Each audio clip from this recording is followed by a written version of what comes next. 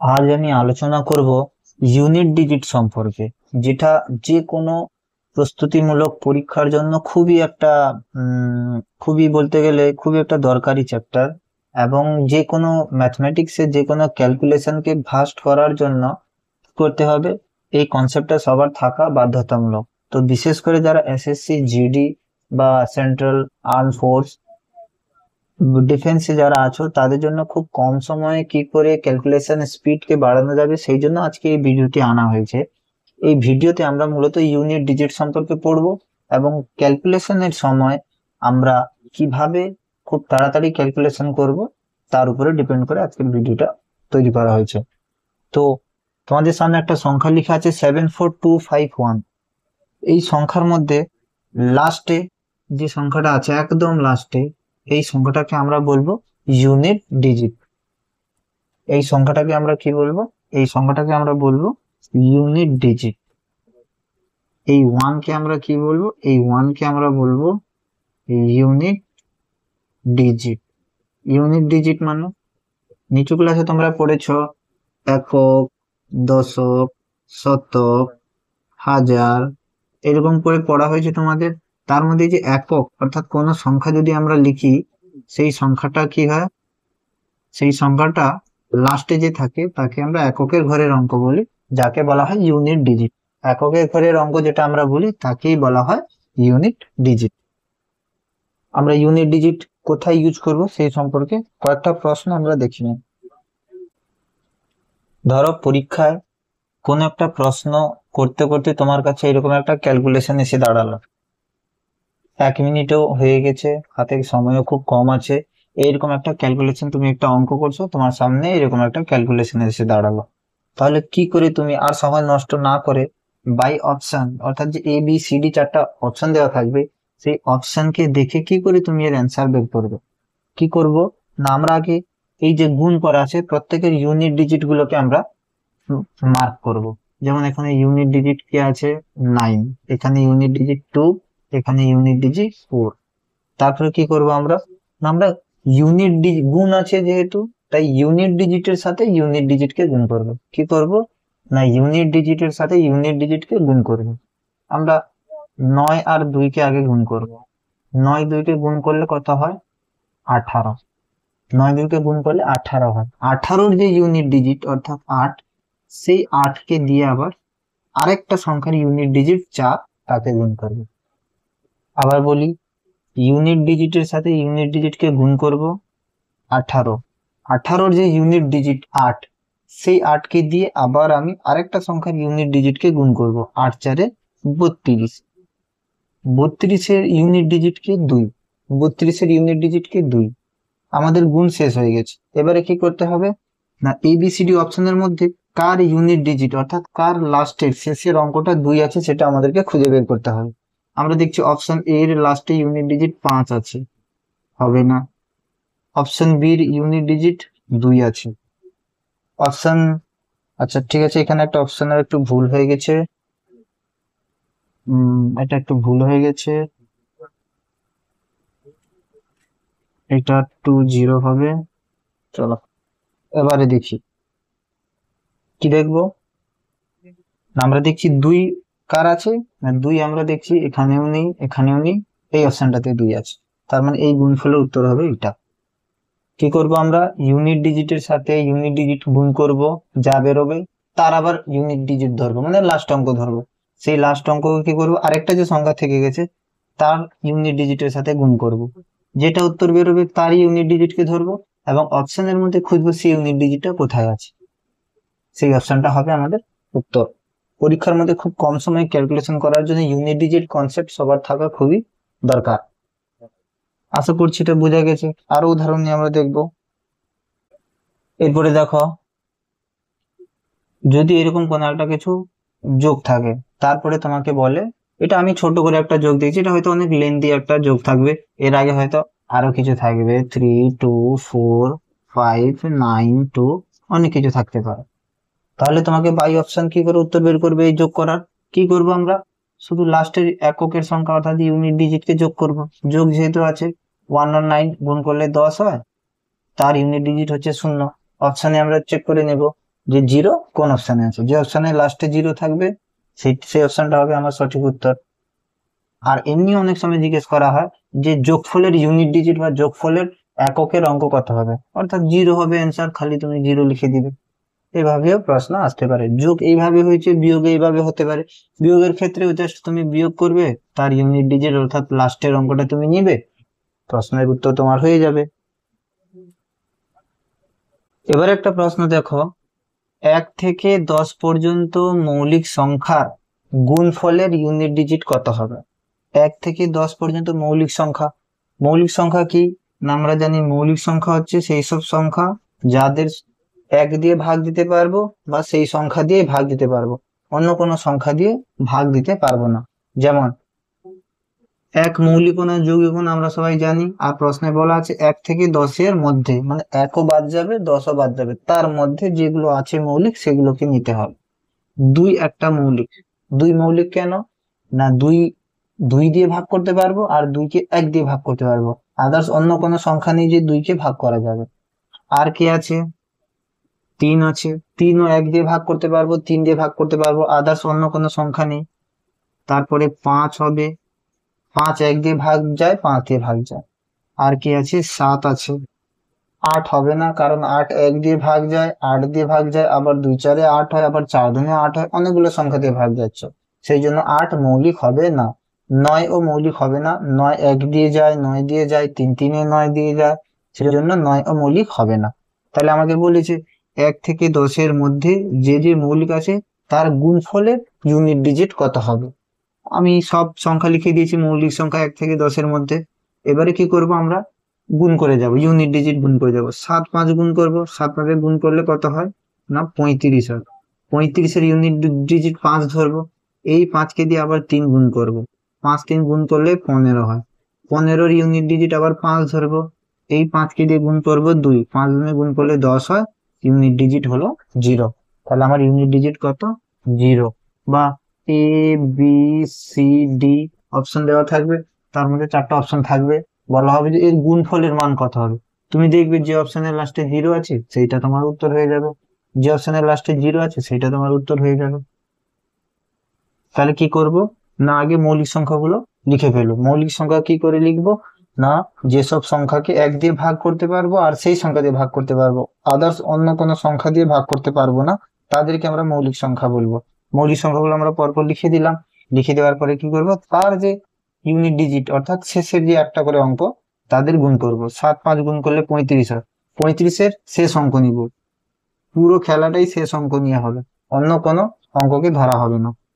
5-কে আবার 3 দিয়ে গুণ করলে 15, 15-এর শেষ অঙ্ককে 5, 5-কে দিয়ে আবার 2 10, 10-এর শেষ অঙ্ককে 0। তাহলে আমার গুণফলের ইউনিট ডিজিট হবে 0, বা যদি গুণফল জিজ্ঞেস করা হয় তাহলে যে অপশনের লাস্টে 0 থাকবে সেটাই হবে আমার অ্যান্সার। আশা করছি এই প্রশ্নের উত্তর বোঝা গেছে। এই পয়েন্টটা নোট করতে হবে, 0 1 5 6 এর ইউনিট ডিজিট সবসময় 0 1 5 6ই হবে। এর মানে কি, 0-কে যতবার 0 দিয়ে গুণ করো ইউনিট ডিজিট 0 হবে। আরো ভালো করে যদি বলি, 10 20 30 100 1000 যাই গুণ করি না কেন, সবার ইউনিট ডিজিট যদি গুণ করি 0 0 0, আবার 0, 0-কে 0 দিয়ে 0, 0-কে 0 দিয়ে 0, তার মানে 0-র ইউনিট ডিজিট সবসময় 0ই হবে। 0-কে যতবার গুণ করি না কেন তার লাস্টের অঙ্ক 0ই আসবে। সেরকম করে 1-কেও তুমি যা দিয়ে গুণ করো না কেন সব সময় ইউনিট ডিজিট 1ই আসবে।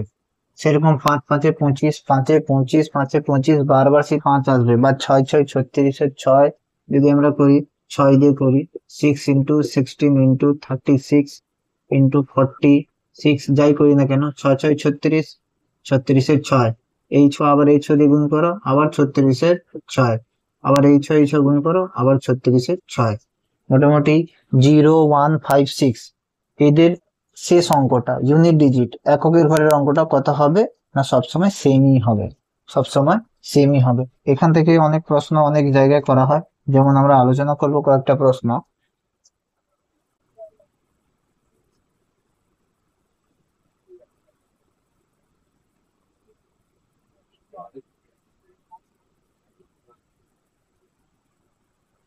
×10⁻²13 মানে 150 কে 213 বার গুণ করা আছে। গুণ তো আমরা করতে পারবো না, এত বড় গুণ। হয়তো 10 বার পরীক্ষা দিলেও আমাদের সময় ফুরিয়ে যাবে, কিন্তু এর গুণ শেষ হবে না। তাহলে আমরা কি করবো, এর ইউনিট ডিজিট আমি বলেছি জিরো। জিরো যতবার গুণ করো না কেন তুমি, লাস্টে সবসময় কি বেরোবে, ইউনিট ডিজিট জিরোই বেরোবে। তাহলে জিরোর ইউনিট ডিজিট কত হলো, জিরো। মানে এটাকে গুণ করলে লাস্টে জিরো আসবে, এটাকে গুণ করলে কি আসবে, লাস্টে জিরো আসবে ইউনিট ডিজিট। যদি থাকে 231, তার পাওয়ার যদি থাকে 437, পাওয়ার যাই থাকুক না কেন, এককে যতবার গুণ করি না কেন, তার ইউনিট ডিজিট বা শেষ অঙ্ক একই আসবে। শেষ অঙ্ক কত আসবে, একই আসবে। এরকম করে 429, সরি 425, 900 হচ্ছে এর পাওয়ার।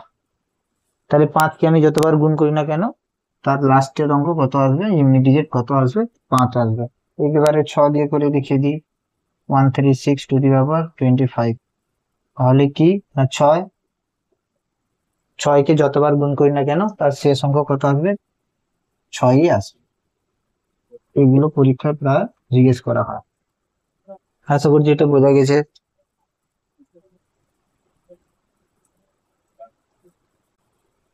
দেখো, যদি এরকম প্রশ্ন থাকে, এর ইউনিট ডিজিট আমরা কি করে বের করব,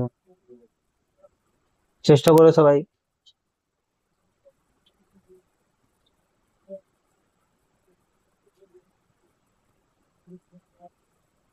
এর ইউনিট ডিজিট কি করে বের করব, না এর লাস্ট অঙ্ক কি, জিরো। জিরোর পাওয়ার কত, 237। আমরা একটু আগে দেখলাম, জিরো পাওয়ার যাই থাকুক না কেন, শেষের অঙ্ক জিরোই আসবে। 5 পাওয়ার 9, পাওয়ার যাই থাকুক না কেন, 5-এর লাস্ট অঙ্ক কত আসে, 5ই আসে গুণ করলে। আচ্ছা, লাস্টে 5 আর 0-কে যোগ করলে কত হবে, 5 হবে।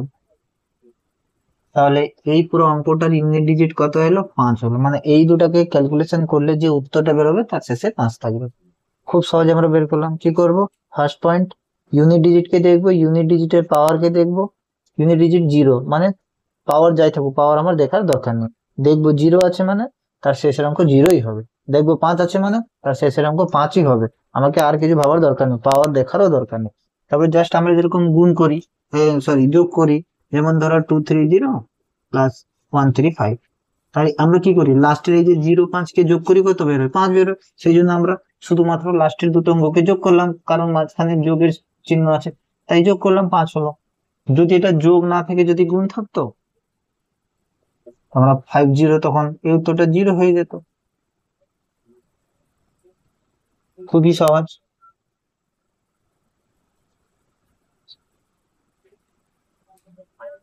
4 আর 9-এর ইউনিট ডিজিট কি হবে, তো এক্ষেত্রে আমাদের দুটো জিনিস মনে রাখতে হবে। 4-এর পাওয়ার যদি জোড় হয়, মানে আমরা একটা উদাহরণ লিখি, 4-এর পাওয়ার জোড় মানে ধরো 4-এর পাওয়ার 2। 2 একটা জোড় সংখ্যা। জোড় সংখ্যা বিজোড় সংখ্যা কাকে বলে, যে সংখ্যাকে 2 দিয়ে ভাগ করলে কেটে যাবে তাকে জোড় সংখ্যা বলবো, যেটাকে 2 দিয়ে ভাগ করলে কাটবে না তাকে বিজোড় বলবো।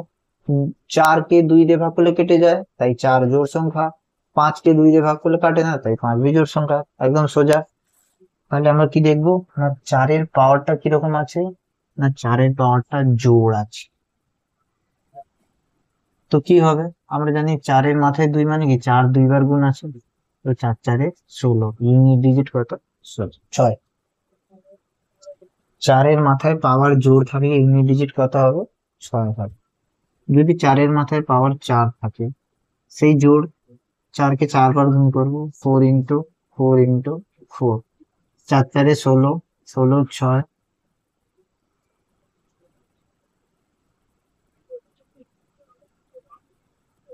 সরি আর একটা 4 হবে, হ্যাঁ। 4 4-এ 16, 16 6, 4 4-এ 24, 24-এ 4, 4 4-এ 16, 16 6, সেই ইউনিট ডিজিট 6। তাহলে যদি 4-এর মাথায় পাওয়ার জোড় থাকে, তাহলে সবসময় ইউনিট ডিজিট 6 দেবে। আর যদি 4-এর মাথায় পাওয়ার বিজোড় থাকে, 4-এর পাওয়ার 3, 4 3 বার গুণ, 3 হচ্ছে বিজোড় সংখ্যা, গুণ করে দেখি। 4 4-এ 16, 16 ইউনিট ডিজিট কত? 6। সেই 6-কে আবার 4 দিয়ে গুণ করি, 6 4-এ 24, ইউনিট ডিজিট কত? 6। তাহলে কি দেখলাম, যদি 4-এর পাওয়ার জোড় হয় তাহলে সব সময় ইউনিট ডিজিট 6 হবে, যদি 4-এর পাওয়ার বিজোড় হয় তাহলে সব সময় গুণফলটা লাস্ট অঙ্কটা 4 আসবে বা ইউনিট ডিজিট 4 হবে। আশা করছি বোঝা গেছে। একইভাবে আমরা 9-এর দেখি, 9-এর যদি পাওয়ার জোড় হয়, 9-এর পাওয়ার জোড় 4 নিলাম, 4টা 9-কে গুণ করবো, 2 3 4, 9 9 81, 81-র 1, 1-কে 9 দিয়ে গুণ করলে 9, 9-কে আবার 9 দিয়ে গুণ করলে 81 1। তাহলে 9-এর পাওয়ার যদি জোড় হয় তাহলে সব সময় তার ইউনিট ডিজিট 1 আসবে। আর 9-এর পাওয়ার যদি বিজোড় নিই, 9-এর পাওয়ার যদি বিজোড় নিই, এখানে দেখাচ্ছি 9-এর পাওয়ার যদি বিজোড় নিই, 9 ইন্টু 9 ইন্টু 9, তাহলে কি হবে না, 9 9 81, 81-র 1, এই 1-কে আবার 9 দিয়ে গুণ করো, 9-কে 9, তাহলে 9 হবে। তাহলে 4 আর 9-এর কেসে কি মনে রাখবো, 4-এর পাওয়ার যদি জোড় আছে তাহলে 6 হয়ে যায়, 4-এর পাওয়ার যদি বিজোড় আছে তো 4ই থাকে। 9-এর পাওয়ার যদি জোড় আছে তো ইউনিট ডিজিট 1 হবে, 9-এর পাওয়ার যদি বিজোড় আছে তো ইউনিট ডিজিট 9 হবে। এই জিনিসটাকে আমাদের মাথায় রাখতে হবে।